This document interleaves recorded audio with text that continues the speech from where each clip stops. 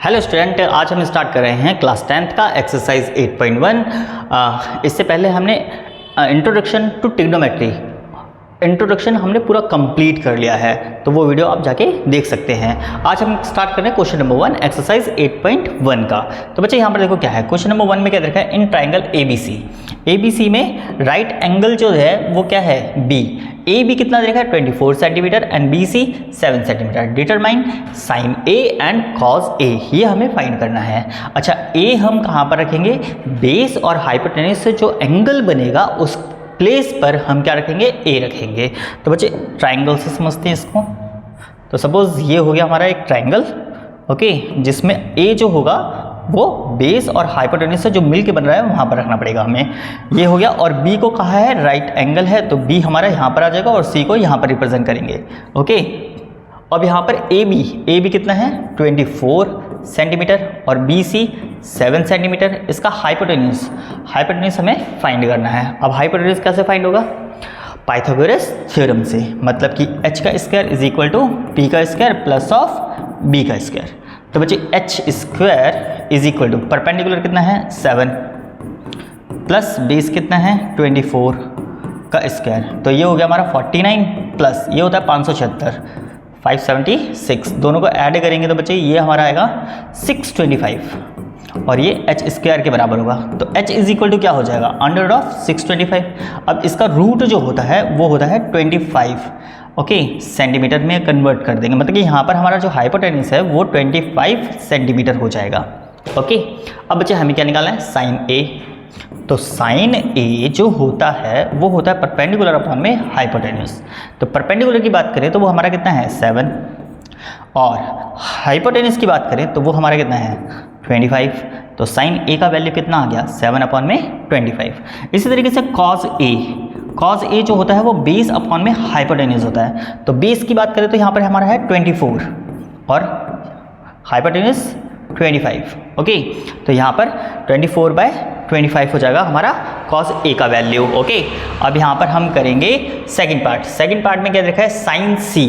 अब sign C के लिए हमें क्या करना पड़ेगा, ये जो ट्राइंगल है इसको इस तरीके से मूव करना पड़ेगा। जैसे कि जब इस तरीके से मूव करोगे तो C जो है वो बेस और हाइपोटेनस से मिल के बनेगा, तो मतलब कि कुछ इस तरीके से बन जाएगा, ओके। अब यहाँ पर जब इसको मूव करेंगे बच्चे तो C इस प्लेस पे आ जाएगा, C इस प्लेस पे आ जाएगा क्योंकि यहाँ पर हमें ये एंगल चाहिए होगा जो बेस और हाइपोटेनस से मिल के बने, और A हमारा ऊपर चला जाएगा और B राइट एंगल ट्राइंगल ही रहेगा। अब बच्चे इसमें देखो AB कितना है, AB 24, तो AB अब यहाँ पर परपेंडिकुलर बन जाएगा, जो पहले बेस था वो अब परपेंडिकुलर। और बच्चे BC परपेंडिकुलर था, यहाँ पर ये बेस बन गया एंड सेंटीमीटर, और हाइपोटेनस तो AC था और अभी भी AC ही है, तो 25 सेंटीमीटर हो जाएगा। अब बच्चे साइन C का वैल्यू, तो sine C is equal to same वही होगा परपेंडिकुलर अपॉन में हाइपोटेनस। तो परपेंडिकुलर अब यहाँ पर चेंज हो गया जो कि 24 हो गया और हाइपोटेनस 25 ही रहेगा। एंड कॉस C हमारा बेस अपॉन में हाइपोटेनस, तो बेस की बात करें तो वो 7 और हाइपोटेनस की बात करें वो 24। तो मतलब कि हमारा फर्स्ट पार्ट भी यहाँ पर कंप्लीट एंड सेकंड पार्ट भी हमारा यहाँ पर कंप्लीट होता है। तो क्वेश्चन नंबर 1 हमारा यहाँ पर कंप्लीट हो जाता है। इसके बाद हम सेकंड क्वेश्चन देखते हैं। क्वेश्चन नंबर 2 में क्या देखा है, in a figure find tan P and cot R। tan P और cot R के लिए बच्चे हमें क्या निकालना पड़ेगा, सबसे पहले बेस निकालना पड़ेगा। और बेस कैसे आएगा बच्चे, hypotenuse is equal to perpendicular का स्क्वायर प्लस ऑफ बेस का स्क्वायर, पाइथागोरस थ्योरम से। तो बच्चे यहाँ पर देखो परपेंडिकुलर की बात करें तो वो हमें दे रखा है 12 सेंटीमीटर, मतलब कि 12 का स्क्वायर, और बेस हमें नहीं दे रखा तो बेस का हम बेस स्क्वायर ही लिख देंगे, मतलब b का स्क्वायर। और 13 दे रखा है हमें हाइपोटेनस, तो हाइपोटेनस का स्क्वायर 13 का स्क्वायर 169 और 12 का स्क्वायर 144 प्लस ऑफ बेस का स्क्वायर, इसको उठा के उधर ले जाएंगे 169 minus of 144 is equal to base का स्क्वायर। इसको माइनस करेंगे तो बच्चे 25 आ जाएगा, तो b स्क्वायर ये उधर जाएगा तो under root of 25 is equal to b, okay. तो बच्चे b का वैल्यू क्या आ जाएगा, ये हो जाएगा हमारा 5 सेंटीमीटर। तो बेस हमारा कितना आ गया 5 सेंटीमीटर। अब बच्चे tan P and cot R दोनों में से पहले क्या निकल सकता है, देखो जैसा कि मैंने बताया था जो बेस और हाइपोटेन्यूज से मिलके जो एंगल बन रहा है सबसे पहले वही फाइंड होगा। तो यहाँ पर हम कॉट आर को पहले फाइंड कर सकते हैं। तो यहाँ पर हमारा कॉट आर जो होगा वो बेस अपॉन में परपेंडिकुलर होगा। तो बेस अपॉन में परपेंडिकुलर मतलब बी अपॉन में परपेंडिकुलर, ओके। तो 5 अपॉन में 12 हो जाएगा जो कि कॉट आर की वैल्यू होगी, ओके।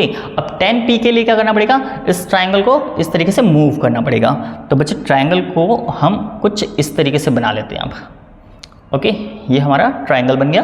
अब जब इसको इस तरीके से मूव करेंगे तो यहाँ पर क्या आ जाएगा, p जो होगा वो बेस और हाइपोटेन्यूज से मिलके बनेगा, ओके। कॉट आर ऊपर की साइड चला जाएगा और q हमारा यहाँ पर आ जाएगा। अब बच्चे पी क्यू हमारे कितना है 12, तो ये 12 सेंटीमीटर हो गया। क्यू आर ये 5 सेंटीमीटर अभी हमने फाइंड करा था और पी आर हमारा कितना है 13 सेंटीमीटर, ओके। अब यहाँ पर 10p की बात करें तो 10p क्या होगा, परपेंडिकुलर अपॉन में बेस। तो परपेंडिकुलर हमारा कितना है 5 और बेस हमारा कितना है इस ट्राइंगल में 12। तो 10p का वैल्यू क्या आ गया 5/12। हमें फाइंड क्या करना है 10p minus of cot R. तो 10p का वैल्यू 5/12 माइनस कॉट आर का वैल्यू वो भी सेम है 5/12। तो 5/12 दोनों को माइनस करेंगे बच्चे 0 आ जाएगा, ओके। तो इसके साथ हमारा क्वेश्चन नंबर 2 भी कंप्लीट होता है। अब हम क्वेश्चन नंबर 3 पे चलते हैं। तो क्वेश्चन नंबर 3 हमारा यहाँ पर है, क्या दे रखा है, sine A is equal to 3/4 calculate cos A and tan A. तो साइन ए जो होता है वो हमारा किसके इक्वल होगा, sine A is equal to perpendicular upon में हाइपोटेन्यूज होगा। तो बच्चे इन दोनों को कंपेयर करें तो p/h इज इक्वल टू क्या बनेगा 3/4। तो परपेंडिकुलर की वैल्यू कितनी हो जाएगी 3 और हाइपोटेन्यूज की वैल्यू कितनी हो जाएगी 4, ओके। अब इसमें ट्राइंगल अगर बनाते हैं हम तो ट्राइंगल हमारा कुछ इस तरीके से बन जाएगा, ओके। ये हो जाएगा हमारा ट्राइंगल। अब बच्चे इसमें हाइपोटेन्यूज हमारा कितना है 4 है और परपेंडिकुलर की बात करें तो वो हमारा 3 है। अब हमें क्या निकालना है बेस। अच्छा यहाँ पर ए निकालना है तो मतलब कि ए एंगल ये बनेगा जो बेस और हाइपोटेन्यूज से मिलके बन रहा है। तो ए को यहाँ पर लिखते हैं बी एंड सी हो जाएगा। अब बच्चे इसमें पाइथागोरस थ्योरम h का square is equal to perpendicular का स्क्वायर प्लस ऑफ बेस का स्क्वायर, हाइपोटेन्यूज का स्क्वायर यहाँ पर 4 का स्क्वायर हो जाएगा, परपेंडिकुलर मतलब 3 का स्क्वायर और प्लस बेस मतलब ये तो हमें पता ही नहीं है तो इसका स्क्वायर, 4 का स्क्वायर यहाँ पर 16 इज इक्वल टू ये हो गया हमारा 9 प्लस बेस का स्क्वायर, 9 को उधर ले जाएंगे तो 16 minus of 9 is equal to B का स्क्वायर हो जाएगा, ओके। तो यहाँ पर ये कितना होगा 7 बी का स्क्वायर, ये उधर जाएगा तो रूट में कन्वर्ट हो जाएगा तो b इज इक्वल टू कितना आ जाएगा √7 हो जाएगा। तो बेस हमारा यहाँ पर √7 हो गया, ओके। अब बच्चे यहाँ पर हमें क्या फाइंड करना है, कॉज ए का वैल्यू क्या होगा बेस अपॉन में हाइपोटेन्यूज मतलब कि b/h। तो b हमारा √7 अपॉन में 4 हो जाएगा जो कि कॉज ए को रिप्रेजेंट करेगा, ओके। उसके बाद tan हमारा क्या होगा, tan a is equal to perpendicular upon में बेस होगा। तो परपेंडिकुलर की बात करें तो वो कितना है बच्चे 3 और बेस की बात करें तो वो कितना है √7। तो यहाँ पर हमारा tan a is equal to 3/√7 हो जाएगा। तो इसी के साथ हमारा क्वेश्चन नंबर 3 भी कंप्लीट होता है। अब बच्चे फोर्थ क्वेश्चन में क्या दे रखा है, 15 cot a is equal to 8, okay. अब यहाँ पर फाइंड क्या करना है साइन ए और सेक ए। तो अब देखो बच्चे 15 जो है इसके मल्टीप्लाई में है वो कहाँ जाएगा, इसके डिवाइड में आ जाएगा। तो यहाँ पर क्या आ जाएगा cot A is equal to 8/15, okay. और कॉट जो होता है वो हमारा बेस अपॉन में परपेंडिकुलर होता है। तो cot A is equal to b/p। तो बच्चे b जो होगा वो हमारा क्या हो जाएगा, अगर कंपेयर करें इस तरीके से कर लेते हैं p और 8/15। तो बेस इज इक्वल टू 8 और परपेंडिकुलर इज इक्वल टू 15 हो जाएगा। अब बच्चे इसमें ट्राइंगल अगर बनाते हैं तो यहाँ पर हमारा a को दोबारा से देखना पड़ेगा। तो मतलब यहाँ पर हमारा जो ट्राइंगल बना वो कुछ इस तरीके से आ जाएगा, ओके। तो यहाँ पर हमें a रखना पड़ेगा, यहाँ पर हमें ए रखना पड़ेगा और यहाँ पर बी रिप्रेजेंट कर देते हैं एंड सी रिप्रेजेंट कर देते हैं। एंगल हमारा बेस और हाइपोटेन्यूज से जो मिलके बनेगा उसी को ही लेना है। परपेंडिकुलर की बात करें तो बच्चे ये 15 हो गया और बेस की बात करें तो ये 8 हो गया। हाइपोटेन्यूज हमें देखना पड़ेगा, मतलब कि वही पाइथागोरस थ्योरम से पी का स्क्वायर प्लस ऑफ बी का स्क्वायर हो जाएगा, मतलब कि H square is equal to perpendicular 15 का स्क्वायर प्लस ऑफ बेस की बात करें तो 8 का स्क्वायर। तो बच्चे ये होता है 2 to 5 और ये होता है 64। तो बच्चे H square is equal to, इनको ऐड करेंगे तो 9, ये 8 एंड 2 289, तो H is equal to under root of 289 हो जाएगा। तो यहाँ पर हाइपोटेन्यूज जो होगा वो 17 हो जाएगा, क्योंकि इसका रूट जो होता है वो 17 होता है। ओके, तो यहाँ पर हमारा हाइपोटेन्यूज कितना आ गया, 17 हो जाएगा। ओके, अब बच्चे यहाँ पर हमें क्या फाइंड करना है, साइन। तो साइन ए जो होगा वो हमारा परपेंडिकुलर अपॉन में हाइपोटेन्यूज होता है, तो sine A is equal to 15 upon में 17 बन जाएगा। ओके, और sec A is equal to होता है बच्चे हाइपोटेन्यूज अपॉन में बेस, मतलब कि एच बाय बी। हाइपोटेन्यूज की बात करें तो वो कितना है 17 और बेस की अगर बात करें तो वो कितना हो जाएगा 8। तो बच्चे ये इसका फाइनल आंसर हो जाएगा, जो कि साइन ए की वैल्यू कितनी आ गई 15/17 और सेक ए की वैल्यू आ गई 17/8। तो इसी के साथ हमारा क्वेश्चन नंबर 4 भी कंप्लीट होता है। ओके, क्वेश्चन नंबर 5 स्टार्ट करते हैं। यहाँ पर देखो बच्चे क्या है, गिवन सेक थीटा हमें दे रखा है कितना 13/12। Okay, calculate all trigonometries ratios.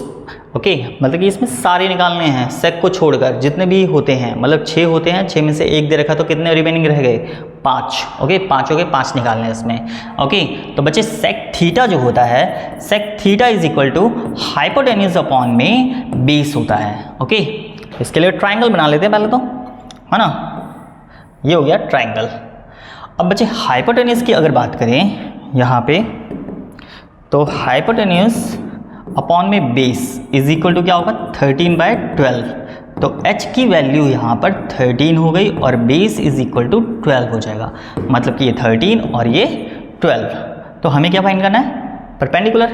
अब यहाँ पर इसको रिप्रेजेंट करते हैं ए बी एंड सी से। यहाँ पर बी मान लिया हमने 90 डिग्री का एंगल, तो hypotenuse is equal to perpendicular का स्क्वायर, हाइपोटेन्यूज का स्क्वायर इक्वल टू परपेंडिकुलर का स्क्वायर इक्वल टू बेस का स्क्वायर।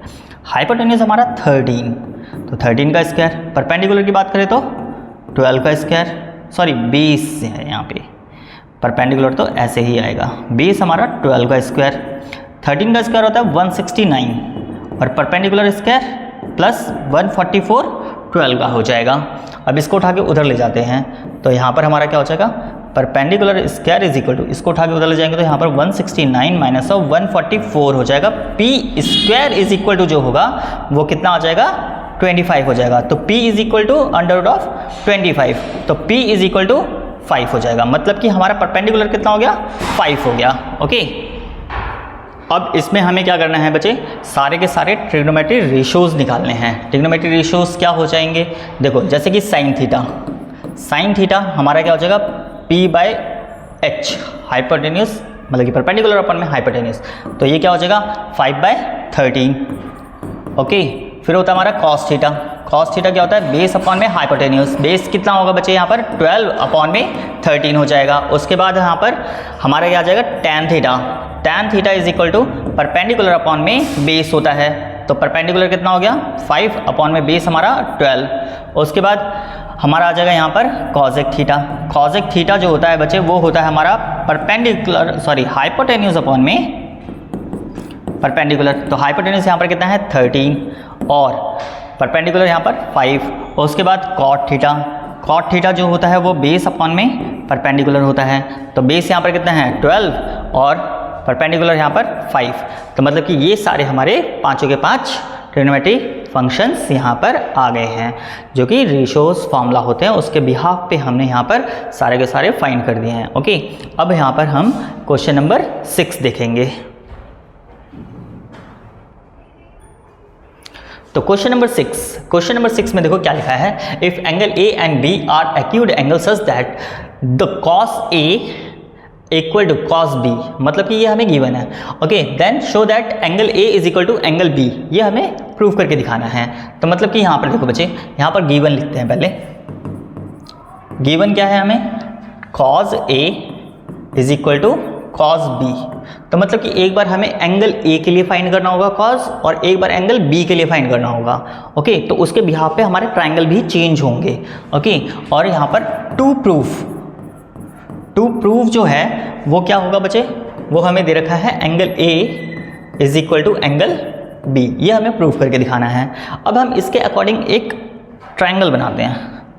तो ये हो गया हमारा सपोज ट्रायंगल, ओके, जिसमें हम ए को यहाँ पर रखते हैं और इसमें बी चाहिए, तो बी को हम इस टॉप पे रखेंगे और सी को राइट एंगल मान लेते हैं। ओके, अब कॉस ए, यहाँ पर एंगल हमारा कौन सा बनेगा, यहाँ का, तो इसलिए यहाँ पर ए जो आ रहा है ये कॉस ए से हम इसको रिप्रेजेंट कर देंगे। ठीक है, cos A is equal to क्या होगा, कॉस ए होता है बच्चे बेस अपॉन में हाइपोटेन्यूस, मतलब कि बी बाय एच। तो कॉस ए जो होगा वो हमारा क्या होगा, ए सी अपॉन में ए बी। ओके, अब एंगल बी के लिए फाइंड करना कॉस, तो हमें क्या करना पड़ेगा, इसको ऐसे मूव करना पड़ेगा, तो ए ऊपर चला जाएगा, बी नीचे आ जाएगा। तो हमारा ट्रायंगल कैसा बनेगा, हमारा ट्रायंगल कुछ इस तरीके से हो जाएगा। अब इसको मूव करेंगे तो बी हमारा कहाँ आ जाएगा, बी यहाँ आ जाएगा और ए टॉप में चला जाएगा और सी यहीं पर रहेगा। ओके, तो बच्चे कॉस बी, अब बी एंगल यहाँ का डिफाइंड हो रहा है, इसलिए यहाँ पर बी आया। अब यहाँ पर दोबारा से वही बेस अपॉन में हाइपोटेन्यूस, तो कॉस बी जो होता है वो क्या होता है, बी सी अपॉन में ए बी, तो बी सी अपॉन में ए बी हो जाएगा। ओके, अब बच्चे यहाँ पर देखो हमें क्या गिवन था, cos A is equal to cos B. अब कॉस ए जो है वो किसके इक्वल, ए सी अपॉन में A B, A C upon में ए बी, और कॉस बी जो है वो क्या है, बी सी अपॉन में ए बी। अब देखो बच्चे जो इसके नीचे के हैं, मतलब कि ए बी इसकी क्रॉस मल्टीप्लाई करें तो ये इससे कैंसिल आउट हो जाएंगे, तो बचा क्या, A C is equal to B C. अब बच्चे ट्राइंगल में देखो ए सी ये हो गया और बी सी ये हो गए, तो दोनों दो साइड आपस में इक्वल हो गई। ऐसे इसमें भी ए सी एंड बी सी, इसमें ये क्या हो गए, दोनों साइड आपस में इक्वल हो गई। और जब भी दो साइड किसी ट्रायंगल की इक्वल हो जाती है तो वो आइसोसेलेस ट्रायंगल कहलाता है। तो बच्चे आइसोसेलेस ट्रायंगल की अपोजिट साइड अगर इक्वल होती है तो उसके अपोजिट एंगल भी आपस में क्या होते हैं, इक्वल होते हैं। तो मतलब कि यहाँ पर अगर ये चीज़ है तो हम लिख सकते हैं angle A is equal to angle B, किसके थ्रू, आइसोसेलेस ट्रायंगल के थ्रू। तो बच्चे हमें यही प्रूव करना था, angle A is equal to angle